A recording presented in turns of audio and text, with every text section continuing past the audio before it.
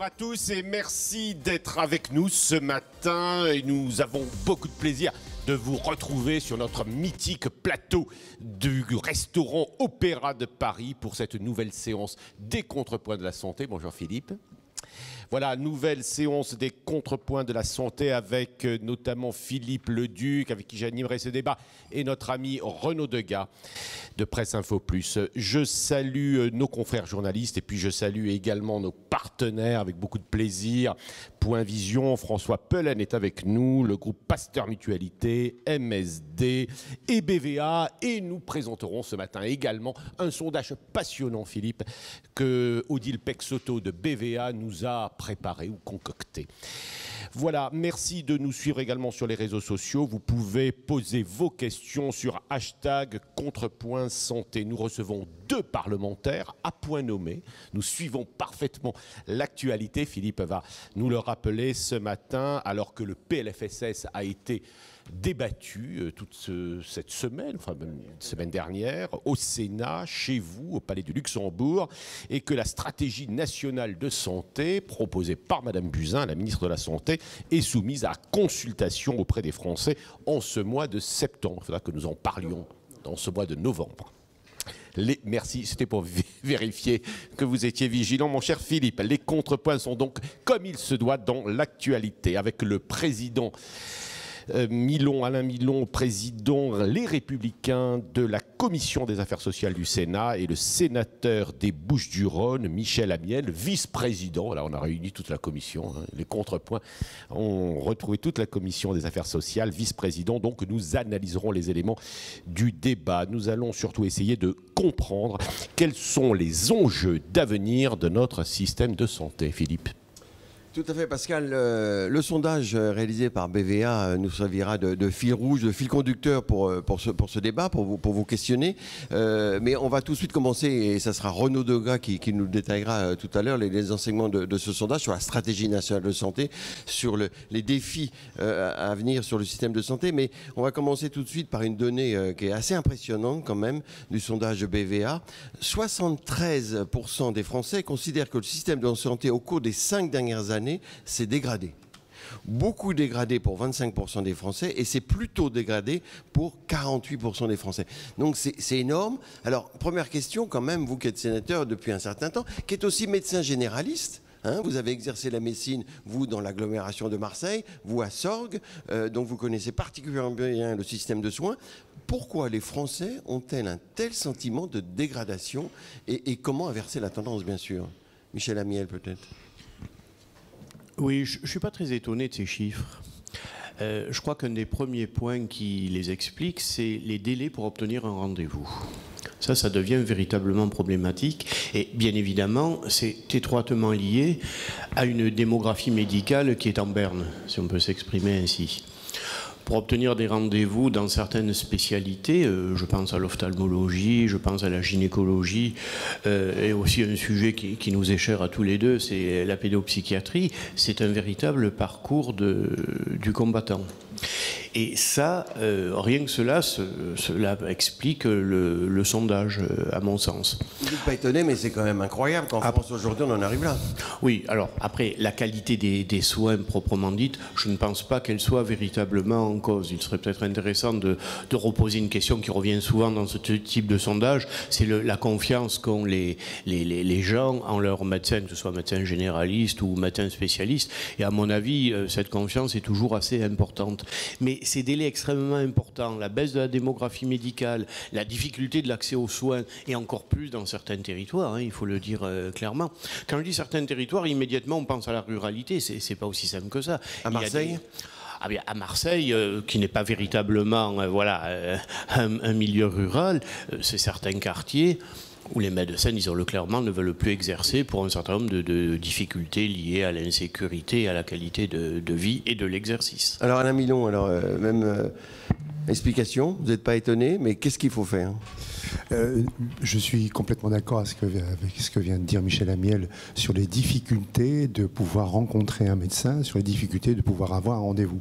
Par contre, lorsque l'on discute avec des Françaises et des Français qui ont eu affaire des soins importants, que ce soit à l'hôpital, que ce soit ailleurs, ces Français-là vous disent que la qualité des soins est présente et qu'il n'y a pas de problème majeur sur le fait d'être bien soigné à l'hôpital, d'être bien soigné en clinique et d'être bien soigné par les médecins qu'ils ont pu rencontrer. Le problème, c'est la difficulté de les rencontrer. C'est donc un peu ce qu'a évoqué Michel sur de ce qu'on appelle la désertification médicale, qu'elle soit en milieu rural ou en milieu urbain d'ailleurs, puisque vous vous rendez compte que, sans parler de Marseille, parce qu'il ne faut pas focaliser, mais sur Paris, on a des difficultés à rencontrer des médecins généralistes maintenant. Donc, sans parler de ces difficultés-là, qui sont liées autant aux problèmes d'installation des jeunes médecins, qui ne veulent plus s'installer trop tôt, qui préfèrent faire des remplacements, qui préfèrent avoir une autre vie que celle que nous avons eue, nous, quand nous étions jeunes et quand on s'est installé comme médecin. Je pense que le problème n'est pas ni dans le numerus clausus, puisque vous me parlez de solutions. Certains proposent d'augmenter le numerus clausus. Je ne pense pas que ce soit une solution, puisque si on augmente le numerus clausus maintenant, les médecins qu'on aura formés sortiront dans 10-12 ans, c'est-à-dire au moment où on en aura passer le cap et les difficultés de la désertification médicale. Donc le numerus clausus n'est pas une solution, au contraire. La solution, c'est la facilitation de l'installation des médecins, la reconnaissance du médecin, parce qu'actuellement, on a quand même quelques difficultés au niveau de la reconnaissance de l'acte médical, dans le cadre de la Convention en particulier, ou au niveau de la reconnaissance tout court du médecin. Et puis la difficulté qu'ont actuellement les spécialistes dans la judiciarisation du métier. Est-ce que les mesures, juste on voulait parler de l'installation, la liberté de l'installation, on va en parler tout de suite, vous en avez parlé. Est-ce que les mesures de la ministre sont suffisantes pour améliorer l'accès aux soins, à votre sentiment? Alors vous allez dire oui parce que vous êtes La République En Marche. C'est pas si simple, on peut avoir des avis nuancés. Oui. Alors allez-y. Non, est-ce que les sénateurs en particulier, voilà, vous êtes aussi, parce que le président Macron a dit qu'il voulait augmenter le numerus clausus, vous n'êtes pas tout à fait de cet avis-là. Non. Comme Alain Milon. Oui, le problème avec Alain Milon, on a beaucoup de mal à être en désaccord. Rassurez-vous, on va s'y atteler. Mais vous allez sans doute trouver les points qu'il faut, vous êtes là pour ça. On va y arriver. Alors, est-ce que les mesures, quand même, on parlera du PLFSS quand même, est-ce que les mesures présentées par la ministre des Solidarités et de la Santé sont suffisantes? Alors, je ne sais pas si elles sont suffisantes, mais je sais qu'elles sont nécessaires. Oui, ça, c'est clair. C'est pas une réponse. Alors, non, mais je vais détailler. Le numerus clausus, ce n'est pas une panacée. Alors déjà, il faut 10 ans pour faire un médecin et 20 ans pour voir des conséquences démographiques. Ce qui veut dire que si on prend des mesures maintenant, on n'est pas sûr que dans 20 ans, elles seront efficaces, dans un sens comme dans un autre. Je vous rappelle, dans les années 90, ce qui s'était passé avec le fait de fermer très fort le numerus clausus, c'était avec Alain Juppé, et le dispositif MICA qui avait fait partir massivement des médecins à la retraite, si bien qu'on s'est retrouvé, et oui, 20 ans plus tard, avec un manque de médecins, parce qu'aujourd'hui c'est le cas. Pourquoi le numerus clausus, ce n'est pas une panacée? D'abord parce que ni l'hôpital, ni l'université n'a les moyens, au sens très, très matériel du mot, d'accueillir un apport massif supplémentaire d'étudiants en médecine. Ça, c'est clair. Alors, pour avancer, la liberté d'installation, pour ou contre, Jean-François Mattei, en 2003, avait mis ça, paraît-il, dans un PLFSS. On avait conseillé que c'était un cavalier, ça avait été retiré. Mais vous voyez, à chaque fois, on se dit, c'est trop tard. Mais... Oui, et ça a été quand même, Philippe, un des grands sujets. S'il y a eu des débats agité au Parlement, c'était pas tellement à l'Assemblée nationale, c'était chez vous, au Sénat, et notamment sur ce sujet. Ça nous a beaucoup frappé, ça a frappé d'ailleurs tous les observateurs que nous sommes. Alors, la liberté d'installation, réponse à la question pour ou contre, il faut aller vers des mesures incitatives, qui ne relèvent d'ailleurs pas que de mesures financières, mais obliger les médecins à s'installer dans des zones défavorisées, ou faire du déconventionnement sélectif comme cela a été proposé, c'est probablement une mesure qui est contre-productive. Aujourd'hui, les mentalités ont beaucoup évolué. Nous sommes des vieux médecins tous les deux. On ne fait plus de la médecine comme il y a 30 ou 40 ans. Les médecins qui aujourd'hui s'installent veulent avoir une vie, j'ouvre des guillemets que je ferme tout de suite, normale. C'est-à-dire avoir des journées de travail importantes, mais pas finir à 21h ou à 22h, ne pas être appelé la nuit, les gardes, bon allez, à la rigueur, et les week-ends, n'en parlons pas. Je ne parle pas de la féminisation de la profession. Je me refuse à dire ça parce que c'est plus une évolution des mentalités. C'est pas à la mode, surtout, voilà. M. Amiel. Comment? C'est surtout pas à la mode. Non. Oh, bon, attendez. À Marseille, encore moins. Ou à la peine Mirabeau.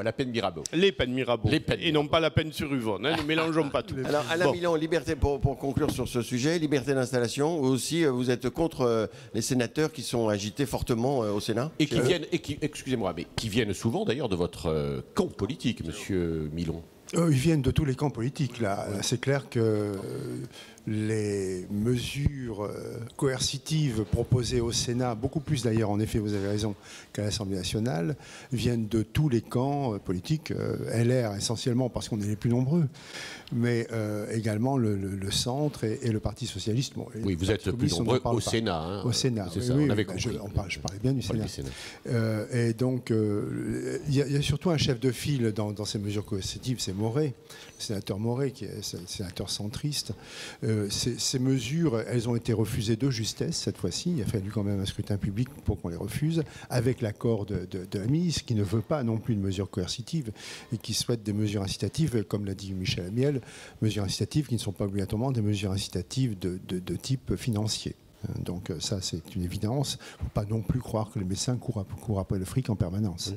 Alors, PLFSS, Pascal. PLFSS. Alors, il y a eu 2 articles qui ont été probablement les plus significatifs de ce nouveau PLFSS 2018. C'est l'article 35 et l'article 36, un article sur l'innovation, un article sur la télémédecine. Alors, d'abord, vous paraissent-ils à la hauteur du besoin d'innovation du système de santé? Je crois qu'il faut bien distinguer 35 et 36, vous allez peut-être nous le rappeler.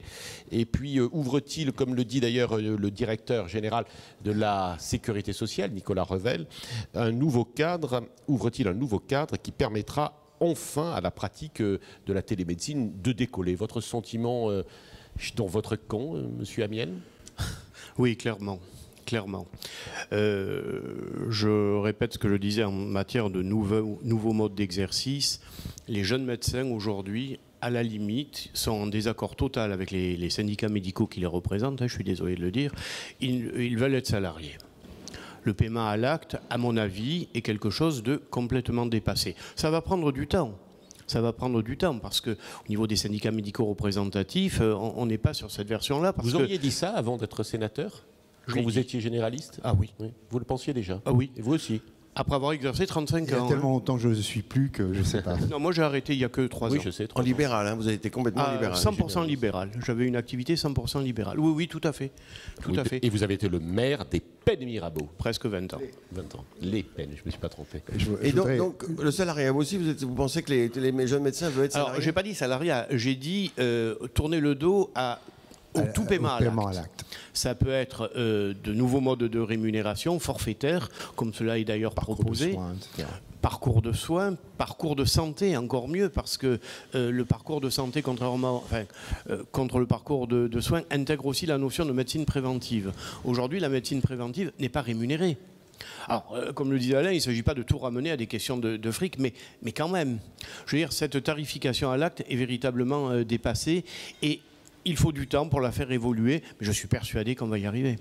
Je voudrais revenir sur ce que vous avez dit au départ, en considérant que les articles 35 et les articles 36 étaient des articles importants qui avaient entraîné des discussions au niveau du Sénat. C'est pas vrai.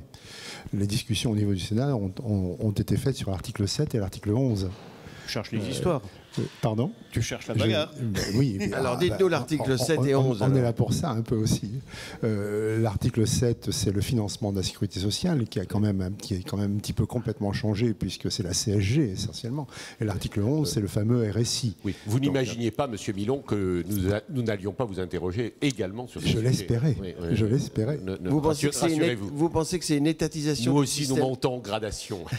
Vous pensez que c'est une étatisation du système de soins avec l'augmentation de la CSG, diminution des cotisations salariales? Ben, écoutez, c'est mon discours depuis plus d'une quinzaine de jours, c'est une évidence.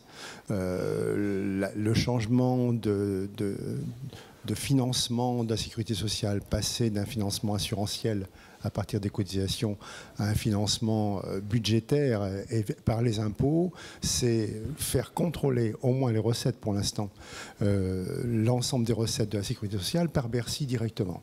C'est-à-dire que le Parlement n'aura plus son mot à dire dans ces histoires, au moins de recettes, jusqu'au jour où Bercy, ayant contrôlé les recettes, contrôlera aussi les dépenses. Et ce sera fini pour le Parlement d'avoir ce qu'avait proposé Juppé, d'avoir la possibilité du contrôle complet du financement de la sécurité sociale.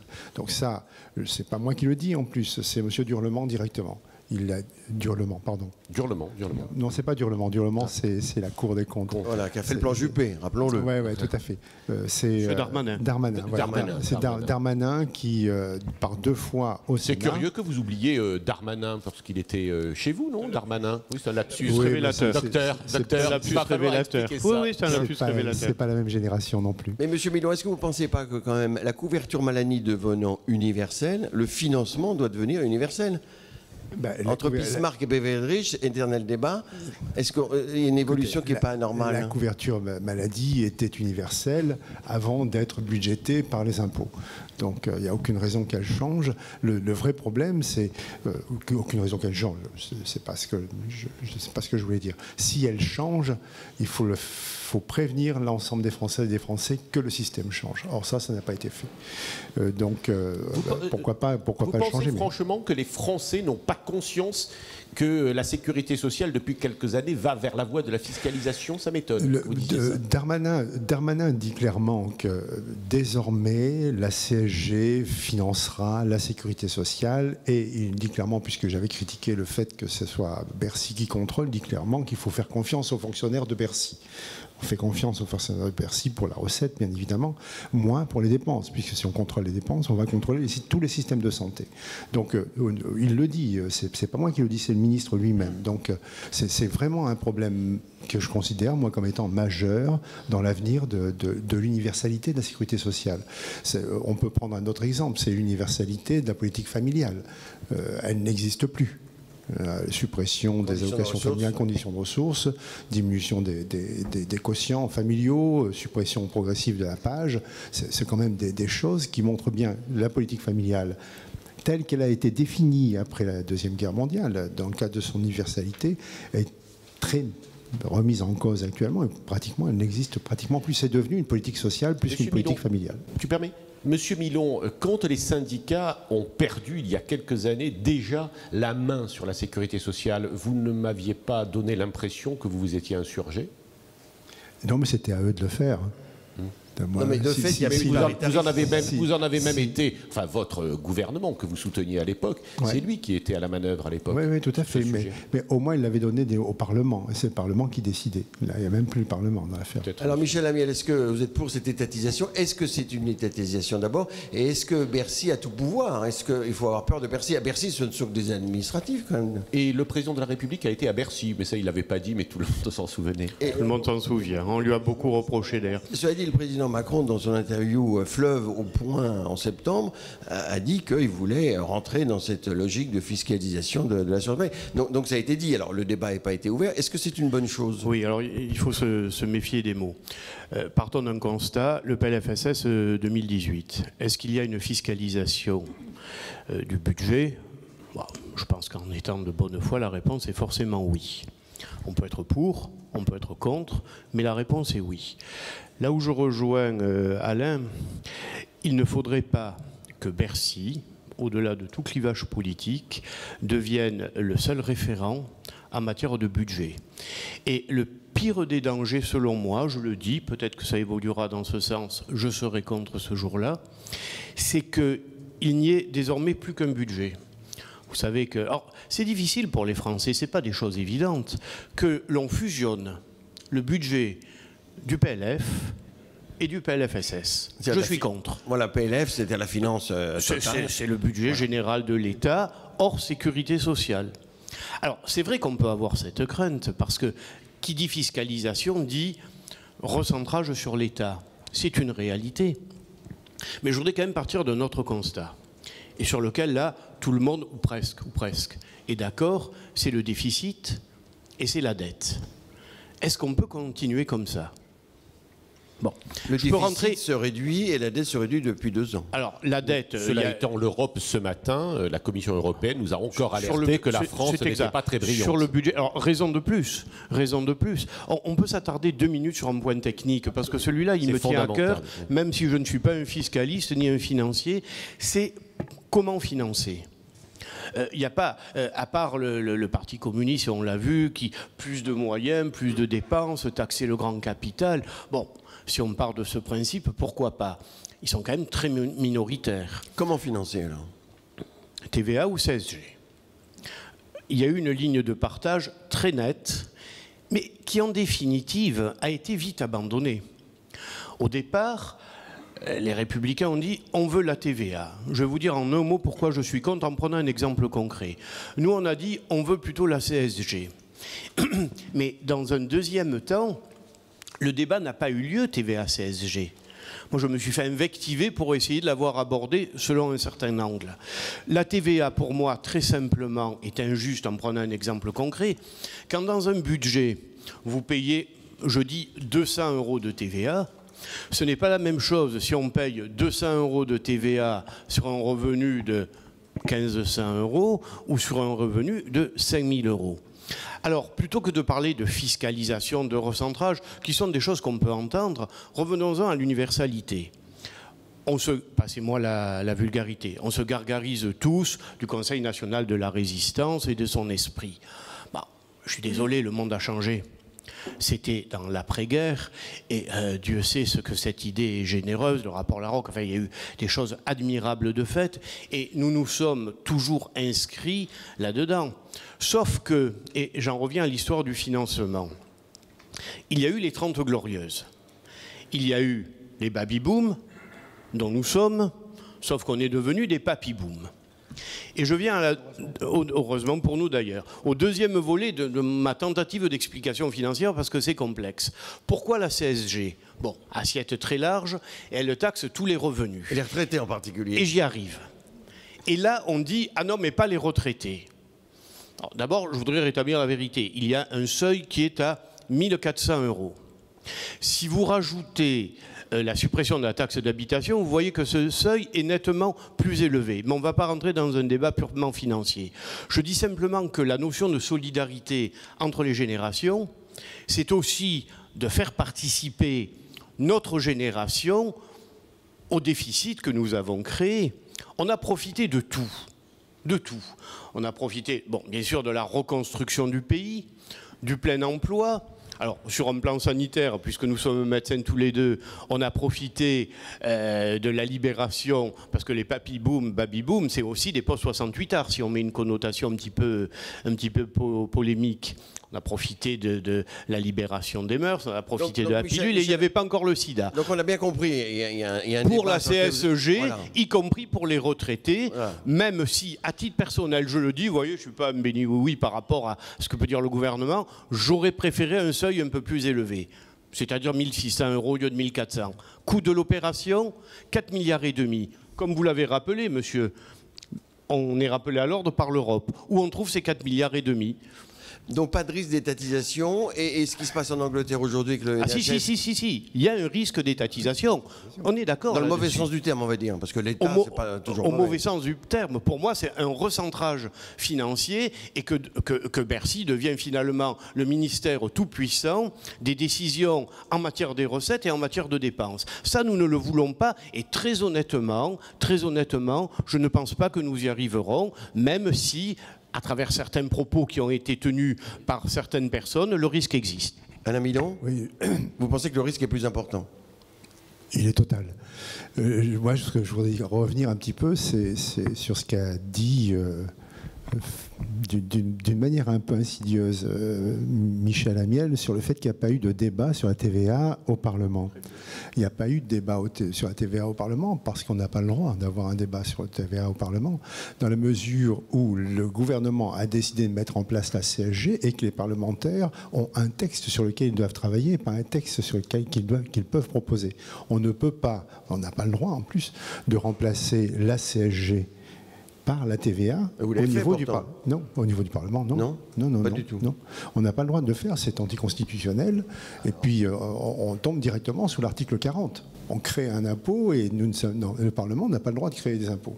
Donc, ça, c'est clair. Donc, on était obligé de s'adapter à la CSG et pas à la TVA. C'est un autre problème. Les discussions politiques, on peut les avoir sur la TVA, sur la CSG, mais au Parlement, on n'avait pas le droit de mettre la TVA en place en remplacement de la CSG. D'où la proposition que nous avons faite, parce que je vais revenir sur... D'où la proposition que nous avons faite de supprimer la CSG pour les retraités non compensés. Uniquement ceux qui n'ont pas la compensation du fait qu'ils n'ont plus de cotisation ou du fait qu'ils ne payent pas la TH. Et c'est vrai que ça représente une somme globale de l'ordre de 4,5 milliards d'euros qui n'arrivent pas dans les recettes de la sécurité sociale du fait de cette suppression de la CSG. Mais on l'avait compensé par la TVA qui était jusqu'à présent qui arrive jusqu'à présent dans le budget de l'État par l'intermédiaire de la sécurité sociale et que nous retenions dans le budget de la sécurité sociale au lieu de reverser dans le budget d'État. Et au niveau du budget d'État, les financiers avaient fait d'autres propositions sur des impôts. Mais ça a été retoqué, ou ça sera retoqué en commission mixte paritaire. Ça a été retoqué. Peut-être on revient peut-être sur l'innovation, sur la télémédecine. D'un mot, non, tu voulais insister sur le fait que... Est-ce que c'est Je suis un peu 35? surpris que nos deux invités passent ces deux articles dont on nous rebat les oreilles partout. Enfin, la presse est sensible à ce genre d'arguments, mais c'est la révolution. L'article 35 et 36, jamais on a vu, dit-on, chez certains de nos confrères, des évolutions aussi positives. Franchement, avec la sagesse des parlementaires que vous êtes, qu'est-ce qu'il faut en penser? Je ne vois pas en quoi c'est une révolution, dans la mesure où c'est déjà un petit peu sur le terrain que ça existe, et dans la mesure où on en parle depuis des années, au moins au Parlement. Justement. Et donc, mais ça avance maintenant, et c'est tant mieux. Mais juste, il y a des think tanks qui en ont beaucoup parlé dans les années précédentes. Et à l'époque, on avait déjà dit que dans le cadre des études médicales, il fallait modifier les études médicales afin que les médecins puissent s'adapter à ces adaptations de télémédecine en particulier, à ces adaptations au numérique, et faire en sorte qu'ils sachent qu'à un moment ou à un autre, votre smartphone fera la plupart des diagnostics. L'Institut Montaigne dit quand même clairement que d'ici à 10-15 ans, 80% des diagnostics seront faits directement par votre smartphone. Ce qui veut dire que le médecin, la personne médecin doit avoir une formation différente pour entrer en contact avec son patient, pour faire en sorte que les 20% restants, ce soit évidemment fait par le médecin et que les 80% faits par le reste soient contrôlés par le médecin et qu'il y ait une relation personnalisée entre le médecin et le patient. Est-ce que vous avez l'impression, M. Millon et M. Amiel, que les pouvoirs publics, d'une manière générale, que la France, dans le fond, voilà, c'est la question, que la France se met en bonne position pour... affronter ou en tout cas anticiper les grands changements structurels tels que ceux-là. Oui. Et vous aussi. Le seul problème, c'est pas tellement au niveau de la médecine, parce que les médecins sont prêts, les facultés de médecine sont prêtes, et les parlementaires sont prêts, puisqu'on parle du Sénat. Tout ça. Oui, complètement. Mais le problème, c'est plus l'aménagement du territoire, qui ne suit pas obligatoirement ces évolutions-là. La fibre, tout simplement. Michel, effectivement. Absolument. Oui. Michel, l'article 35 donc, veut mettre en place une innovation organisationnelle. Mais c'est un peu compliqué. Il y a un comité stratégique, un comité technique, il y a l'HAS. Est-ce que vous pensez que réellement, et vous aussi, M. Millon, est-ce que vous pensez que réellement ça va faire avancer les choses, cet article 35 sur l'innovation? Les deux articles, 35-36, ne font que poser les bases de la médecine de demain. Il va falloir le décliner maintenant, l'organiser. Ça ne va pas se faire en claquant dans les doigts. Je vais vous prendre un exemple très concret. Une des dernières consultations que j'ai eues il y a 3 ans, et c'est un monsieur d'une 60aine d'années qui arrive et qui avait un taux de PSA un petit peu élevé. Il est arrivé à ma consultation en me disant le diagnostic qu'il avait, le bilan complémentaire qu'il fallait faire et le traitement qu'il avait déjà choisi. Ce n'est pas anecdotique. Ce n'est pas anecdotique. Aujourd'hui, la médecine, enfin, demain, la médecine, ça va être ça. La relation au savoir. Edgar Morin l'avait bien montré, ça. Il disait, quand je rentre dans un amphithéâtre, les étudiants savent déjà ce que je vais dire. Les médecins, c'est la même chose. Les médecins, c'est la même chose. La relation au diagnostic, la relation, le colloque singulier entre médecin et patient a énormément changé. Michel Amiel, le PSA est un excellent exemple. Parce que c'est le cancer de la prostate. Dieu sait que des patients ont été opérés alors qu'ils ne devaient pas être opérés quand même. Oui, donc, si là, on va partir sur des questions très... Oui, tout à fait. Non, mais je sais bien, mais si c'est déjà le médecin, du fait d'études ou de formation inadéquate, etc., il n'y a pas toujours la meilleure attitude. Si c'est le patient qui décide, où va-t-on? L'exemple est à double tranchant. Oui, c'est pour ça que je l'ai choisi, oui. Mais en plus c'est un vrai exemple, oui. Je veux dire. Oui, mais c'est comme ça. Aujourd'hui, le diagnostic, le choix thérapeutique est l'objet d'une discussion entre le médecin et son patient. C'est pas la toute-puissance du médecin. Et la télémédecine, que ce soit téléconsultation, téléexpertise, va se développer de façon fantastique. Il y a eu des travaux qui ont montré qu'un diagnostic par les méthodes algorithmiques, pour employer les grands mots, était plus précis que ce qu'un médecin pouvait donner à l'instant T, ce qui ne veut pas dire que le médecin n'a plus son rôle à jouer. Je dirais bien au contraire. Il va retrouver peut-être un rôle moins technique et plus humain. Et c'est en quoi la médecine de demain, pour moi, est loin d'être une catastrophe, une médecine froide, distante, pas du tout. Le médecin va au contraire retrouver toute sa place, avec peut-être une formation moins technique, et plus philosophique, plus éthique. Enfin, moi, ça, c'est mon cheval de bataille. Je crois énormément à ces valeurs. On a parlé de l'innovation thérapeutique, on a parlé de l'innovation organisationnelle, et récemment, dans un article, Emmanuel Hirsch disait « c'est très bien, il faut aussi de l'innovation éthique ». Et j'y crois dur comme fer. Et ça permet de revenir sur la première question que vous avez faite, sur le sentiment de dégradation des relations entre le patient et le médecin. En fait, maintenant, vous avez beaucoup de patients qui, arrivant dans le cabinet médical, disent « Docteur, je veux une IRM, il me faut une IRM pour ça, il me faut une radio pour ça, etc. » Alors justement, les Français, on les a interrogés avec le sondage BVA. On vous donnera tous ces résultats plus en détail.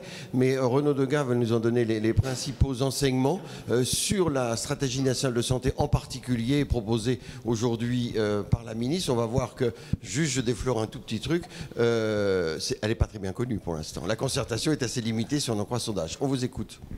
Oui, notre partenaire BVA donc, a interrogé les Français pour les contrepoints. Ça a été une interrogation faite le 15 novembre auprès d'un échantillon de 1080 Français. Donc vous avez parlé du sentiment de dégradation pour 73% d'entre eux. Donc il y a du boulot, mais parallèlement, les Français connaissent pas vraiment les actions que veut mener le gouvernement. 66% d'entre eux ignorent les axes de son action et 91% ne sont pas au courant de la consultation citoyenne qui a été lancée par Internet sur la stratégie nationale de santé. 9 qui sont au courant, alors 9%, c'est pas mal. Oui, on peut voir ça comme ça.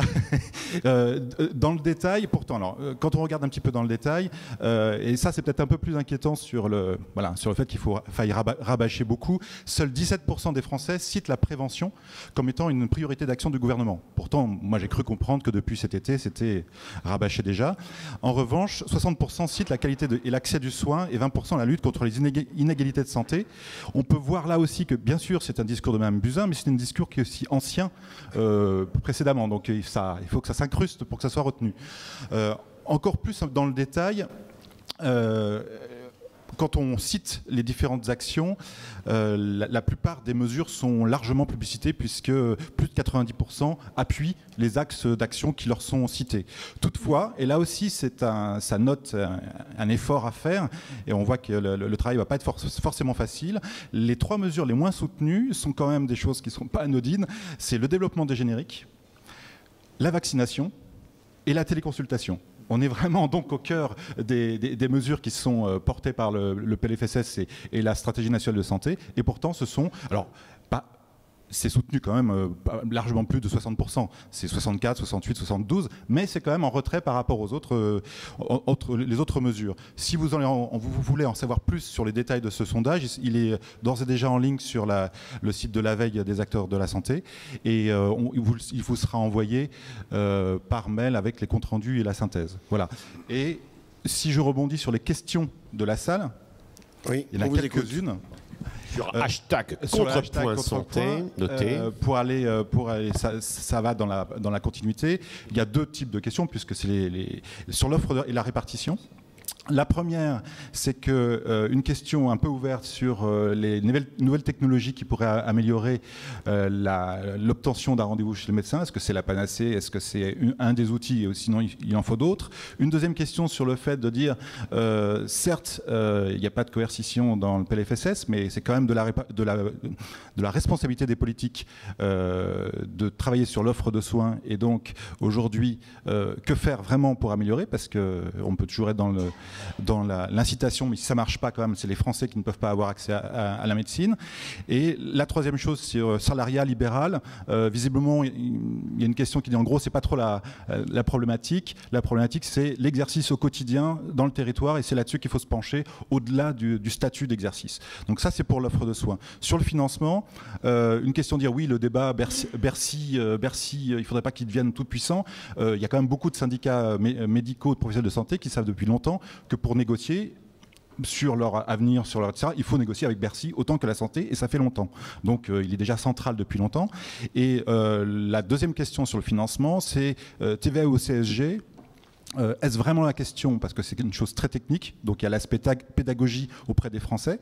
Et la deuxième question, est-ce que la vraie question de base, c'est pas le financement, mais la dépense, puisque il faudrait vraiment s'attacher à lutter contre les 30 à 40% des actes inutiles ou redondants.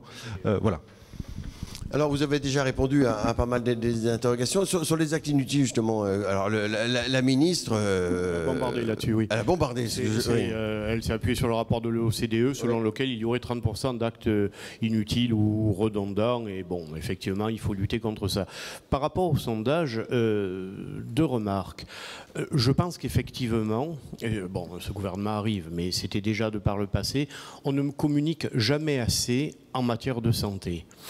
Moi qui ai fait de la médecine curative toute ma vie, mais en essayant d'injecter un peu de prévention dans mes consultations, dans la médecine préventive, il y a prévention, dépistage et éducation à la santé.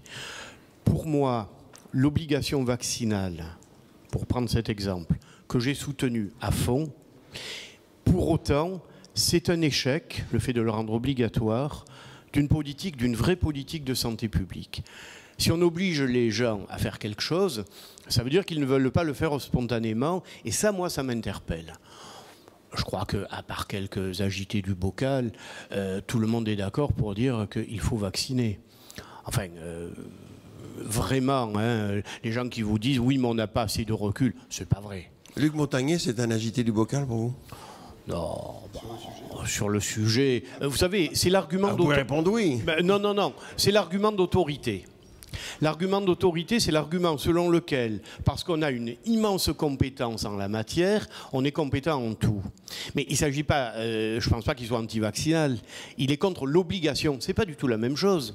Et je le répète, moi j'ai voté l'obligation, faute de mieux. J'aurais préféré que 90% des Français, 95%, puisque c'est le seuil voulu par l'OMS, se vaccinent sans que ce soit obligatoire. Bon, mais revenons à la question de la communication. Il faut communiquer sur les questions de santé. Quand vous dites les 3 points, vous avez dit le vaccin, vous avez dit la télémédecine, il faut quand même admettre que c'est un paradoxe, que les gens qui l'utilisent, comme Jourdain faisait de la prose sans le savoir, viennent dire « Ah ben non, la télémédecine, c'est pas terrible ». Ils le font déjà. Ils le font déjà. Le tout, c'est de l'organiser pour améliorer le système de santé. Le 3e point, c'était... Alors les génériques, c'est la même chose. C'est la même chose. Pourquoi dites-vous, monsieur Amiel, qu'ils le font déjà, la télémédecine? J'ai pris l'exemple tout à l'heure. Ils vont sur Internet, ils vont regarder. C'est pas tout à fait la télémédecine que les gens voient. C'est de la télémédecine. J'ai découvert un site que je ne connaissais pas. Je suis allé à une conférence sur le virage numérique en médecine. C'est deuxièmeavis.com. Alors là où les gens finalement ont beaucoup de mal à avoir un deuxième rendez-vous s'ils le souhaitent, ou le premier, bah là, alors là, ils n'ont aucun problème à aller payer 120 € parce que c'est pas gratuit. Hein. Certaines mutuelles l'ont mis gratuit pour leurs adhérents et c'est une façon d'appeler d'autres adhérents, mais sinon c'est pas gratuit. Vous êtes pour ce développement d'une médecine payante? De deuxième avis? Ah bon? Pas du tout. C'est pas ce que je dis. Justement, je prends comme contre-exemple Sauf que je suis contre, mais ça existe déjà. Le Conseil de l'Ordre a même fait un contentieux sur ce sujet-là, et on va voir comment il va aboutir. Donc c'est quand même une évolution naturelle de la médecine qu'il faut absolument encadrer. C'est ça le sujet. C'est pas de dire on est contre, c'est comme si on était contre la voiture ou le téléphone il y a 100 ans. Elle est là. Sur la prévention, le sondage dit place la prévention en queue de peloton et dit ce qui est le plus important, c'est qualité des soins et accès aux soins. Alors, sur la prévention, la France est mal placée. Très mal. Qu'est-ce qu'il faudrait faire très concrètement? Parce que bon, la ministre dit vous faire de la prévention, mais enfin pour l'instant, on voit pas, à part le tabac et puis l'obligation vaccinale, on voit pas tellement les mesures. Quel est le levier? Une phrase. Allez-y. La bonne maladie, c'est celle qu'on n'aura pas. Je le mets souvent à l'ordre du jour. Vraiment, la bonne maladie, le beau diagnostic, c'est celui que l'on ne subira pas. Il faut insister sur les sujets de la médecine où on peut faire de la prévention, et ils sont nombreux. Alain Milon, la prévention, comment... Juste avant la prévention, d'abord de la prévention, on en fait depuis quand même pas mal de temps déjà, même si au point de vue de la population, les résultats ne sont pas obligatoirement magnifiques. Enfin, n'oubliez pas les plans de nutrition santé. Il y a quand même relativement peu d'argent par rapport à la masse financière totale qui est donnée à la prévention quand même, M. Milon. Oui, c'est une évidence. Mais bon, la masse financière totale, c'est la masse financière totale des soins à apporter aux patients. On ne peut pas non plus diminuer cette masse financière de soins pour mettre de l'argent sur la prévention. Vous n'êtes pas pour développer davantage la prévention? Sur la prévention, vous avez un discours un peu... C'est votre interprétation, c'est pas ce que je viens de dire. Absolument. J'essaie de vous pousser. J'ai juste dit que pour l'instant, les 200 milliards de dépenses d'assurance maladie sont essentiellement des dépenses de soins. Parce qu'on ne peut pas faire autrement non plus. On ne peut pas dire aux gens, écoutez, on va prendre 2 milliards et puis en novembre, on n'a plus l'argent, on ne soigne plus. Ce n'est pas le problème. Donc il faut développer la prévention d'une autre façon que d'une façon purement financière. Et je voudrais revenir un petit peu 2 secondes sur l'obligation, parce que ça me semble important. Moi, je suis très favorable à l'obligation. On l'a voté d'ailleurs, mais je ne considère pas qu'il ne faut pas la mettre en place, au contraire. Et je voudrais vous citer un exemple que beaucoup de gens citent, et excusez-moi si cet exemple vous le connaissez, mais enfin, dans les années 70, on recommandait la ceinture de sécurité sans jamais l'obliger. On avait beaucoup de morts sur les routes à cause de ça. À partir du moment où on a mis l'obligation et qu'on a verbalisé par derrière, le nombre de morts a quand même considérablement diminué. Ben, c'est pareil pour l'obligation, c'est pareil pour la vaccination, et ce sera certainement pareil pour beaucoup d'autres choses par la suite. Sur l'optique Alors oui, l'optique, le reste à charge zéro sur l'optique, sur les prothèses dentaires et les prothèses auditives. Est-ce que vous pensez qu'on y arrivera, ce reste à charge zéro, ou est-ce que vous pensez qu'il faut faire comme la mise un peu marche arrière en disant c'est sur un panier de soins réduit? On ne parlera pas des lunettes Chanel parce que bon, c'est pas le but de la sécurité sociale de rembourser. C'est pas la monture qui coûte le plus cher. Exactement, c'est les verres. Donc sur le reste à charge zéro, est-ce que c'est souhaitable et est-ce qu'on y arrivera? La mutualité parle d'un reste à charge maîtrisé. Quel est votre point de vue sur ce reste à charge? En tout cas, la ministre, Mme Buzyn, a fait une belle publicité à cette belle Chanel. Marque. Ils sont bien tes lunettes d'ailleurs. Alors, c'est en discussion, je vous donne mon point de vue. Mon point de vue, c'est pas forcément... je pense qu'il faudra travailler sur un panier de soins. Sur un panier de soins. Nous sommes quand même le pays des pays de l'OCDE, pour reprendre toujours cette référence, où le reste à charge est le moins important.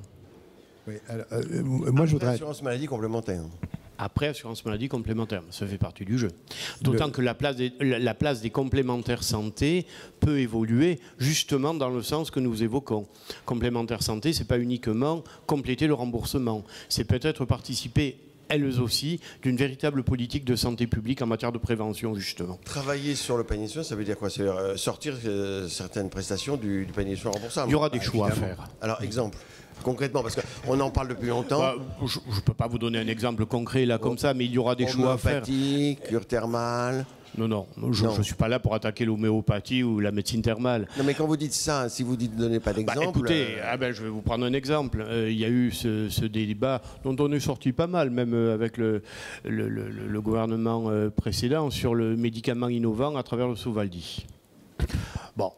Il y a notre collègue et confrère d'ailleurs Barbier a parlé du retour de l'innovation. Des molécules innovantes et donc très coûteuses, il va y en avoir de très nombreuses.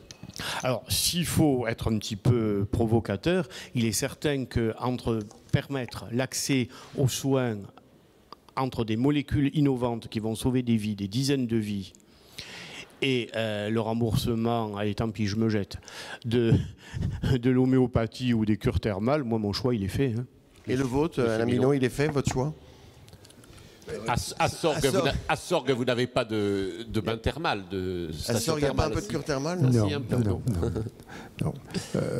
C'est un débat qui commence à être extrêmement intéressant, puisque quand on parle de panier de soins, je voudrais juste rappeler la campagne des élections présidentielles et le début de la campagne présidentielle où un certain candidat avait parlé du panier de soins. Il a été de suite liquidé par les uns et par les autres, et certains François Fillon. Et certains ont d'ailleurs parlé plutôt de reste à charge zéro. On revient sur le reste à charge zéro parce que c'est évident qu'on ne peut pas aller au reste à charge zéro. C'est une évidence. C'était un mensonge grossier de dire cela à la population. Le panier de soins, ça va être une obligation dans le temps. Du fait des médicaments innovants, du fait des ATU, du fait des différents soins qui sont de plus en plus coûteux et qu'il faudra mettre en place parce qu'on doit ça à notre population. Et donc, le reste ce qu'on disait au moment des débuts de la campagne électorale qui a coûté si cher, les petites maladies... Ce n'est pas la seule raison, Monsieur Fillon. Monsieur Millon. Merci quand même. Je me sens flatté, de toute façon. Le connaissant bien, je me sens flatté par ailleurs. Mais c'est pas grave.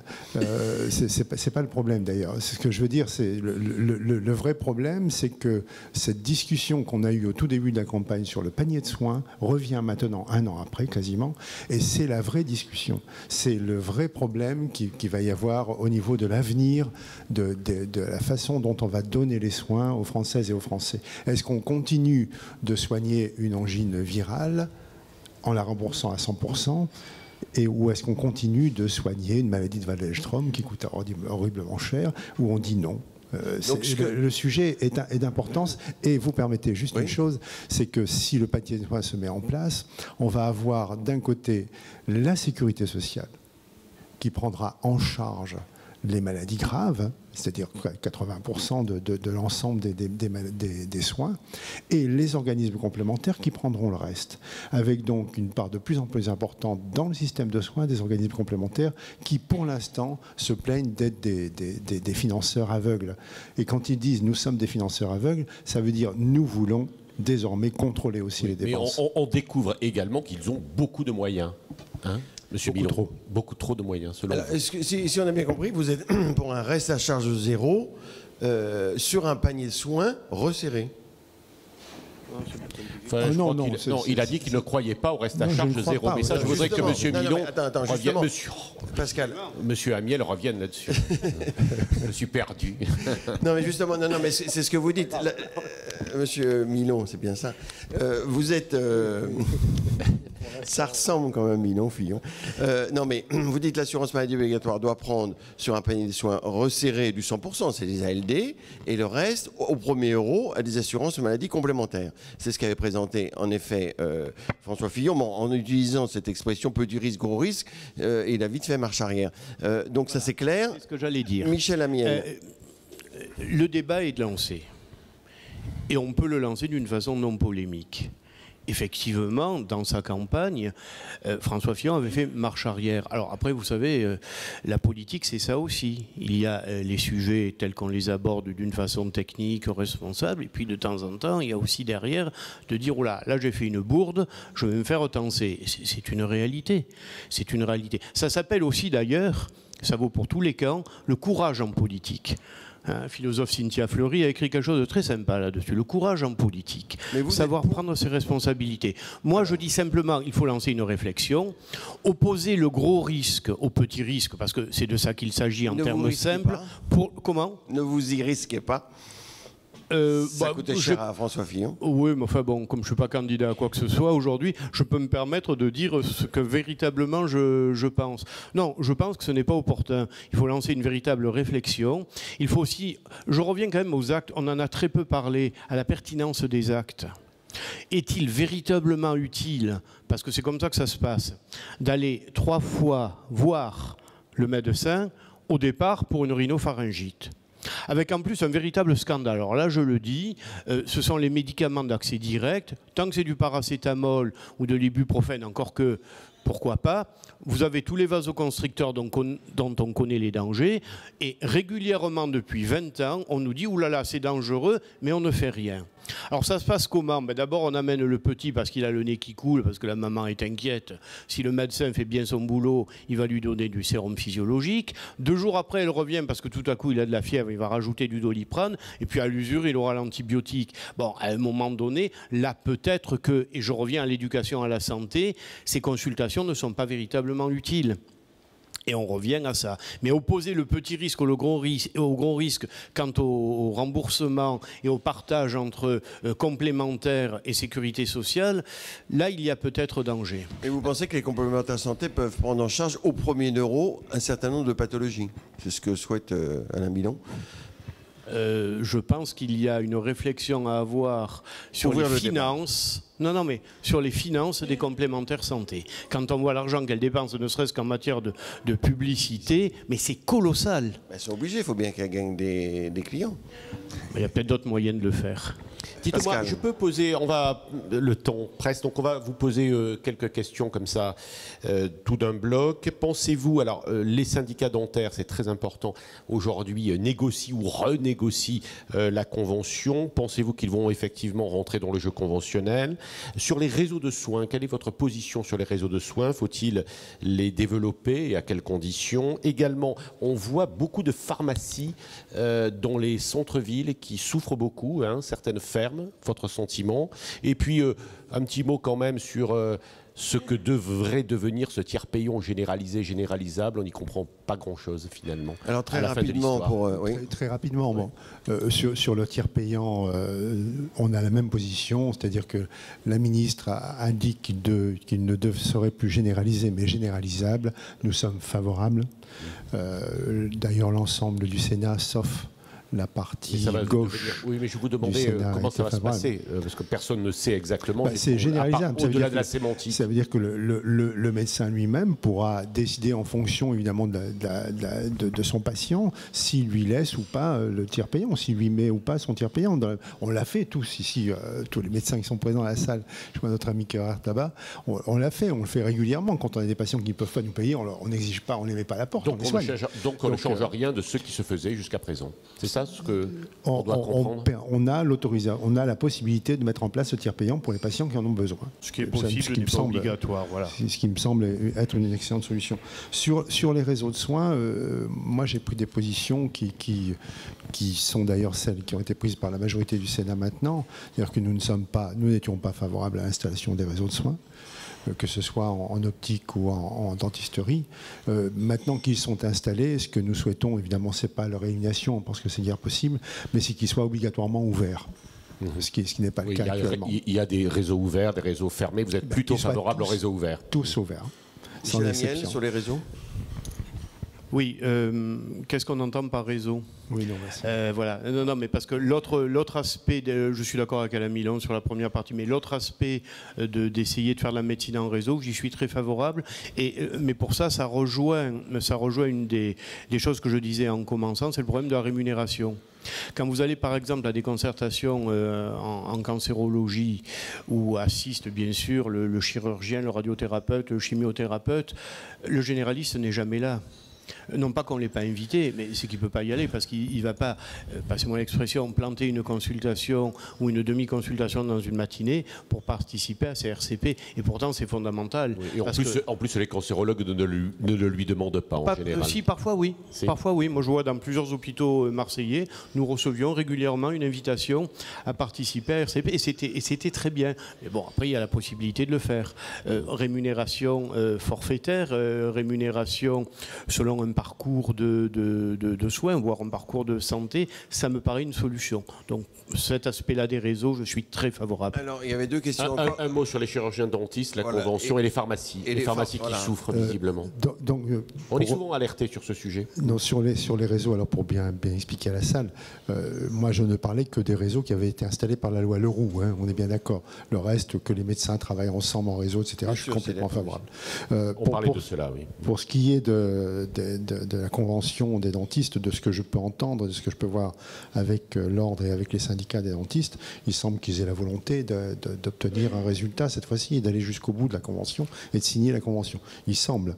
Bon, le problème, c'est que ça n'est pas si évident et pas si facile. Je crois qu'il faut quand même... Ce serait une vraie victoire pour Mme Buzyn, non?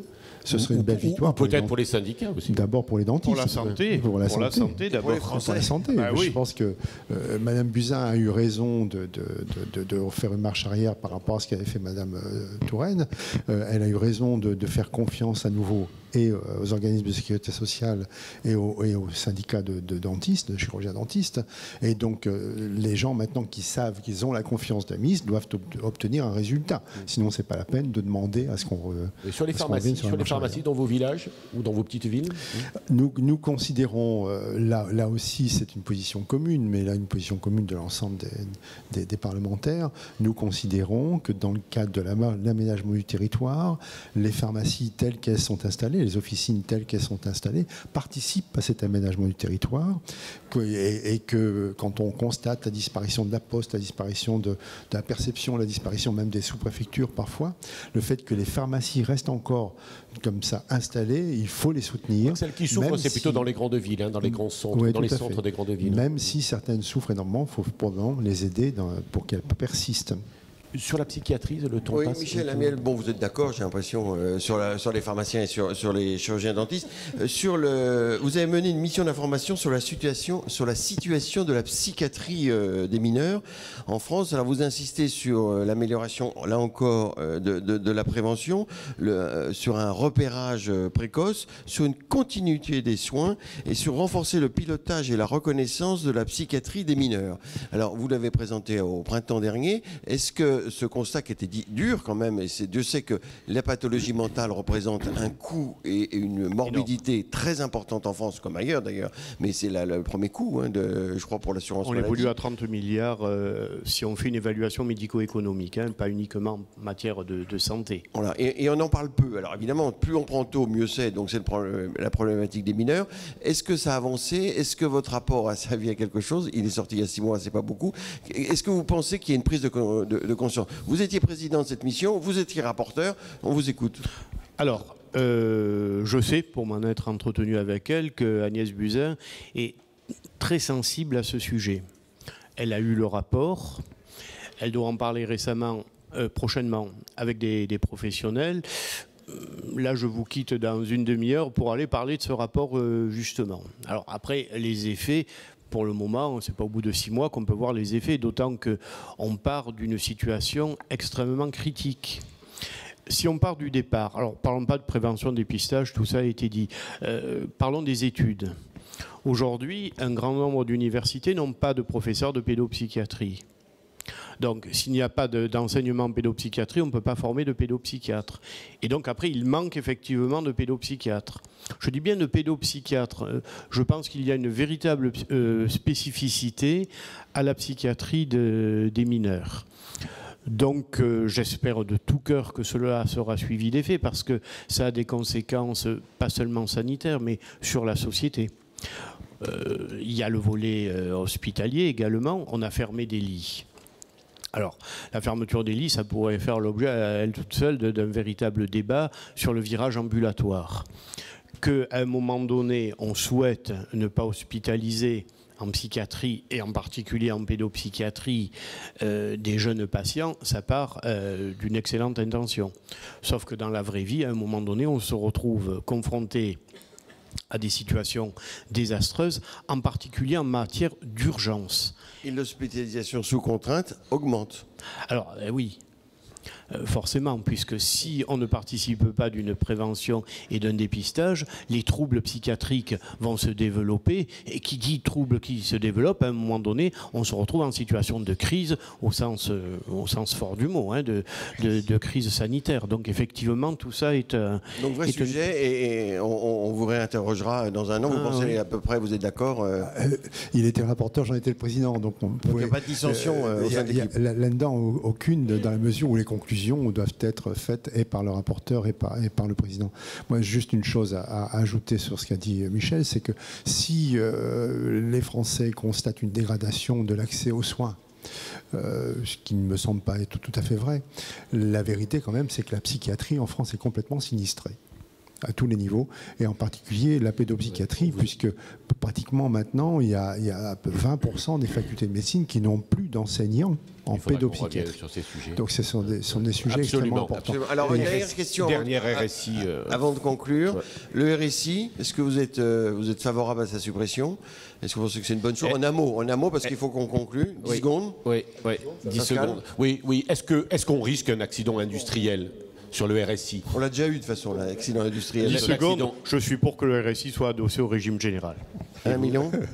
Une seule chose, il aurait fallu que ce soit une loi séparée du PLFSS. Qui est responsable, et dernière question, qui est responsable du fait que l'agence du médicament ne soit pas française? Monsieur Milon, qui est responsable? C'est Martino. Attendez, président Macron. Ne vous cachez pas. Non, je ne vais pas me cacher. Je suis un Européen convaincu. Ouais. L'essentiel, c'est qu'elle soit en Europe. Bon, et Monsieur Macron, il n'a pas fait ce qu'il fallait? On n'a pas échangé. Ah bon? Merci beaucoup, Tu messieurs. remercies tout le monde. Merci. On voit que le Sénat est dynamique et au front. On n'en doutait pas, Philippe. Merci à nos partenaires. On n'en doutait pas, mais on l'a démontré une nouvelle fois. Merci à BVA qui nous a permis d'approfondir le sujet, à MSD, au groupe Astor Mutualité, au groupe Point Vision, à toutes les équipes, à Renault et toutes les équipes. Pierre, Damien, Colin, Jonathan et Françoise Millet. Et prochain contrepoint de la santé, le 15 décembre, avec Madame la ministre des Solidarités et de la Santé, Agnès Buzyn. Merci. À bientôt, bon retour et merci.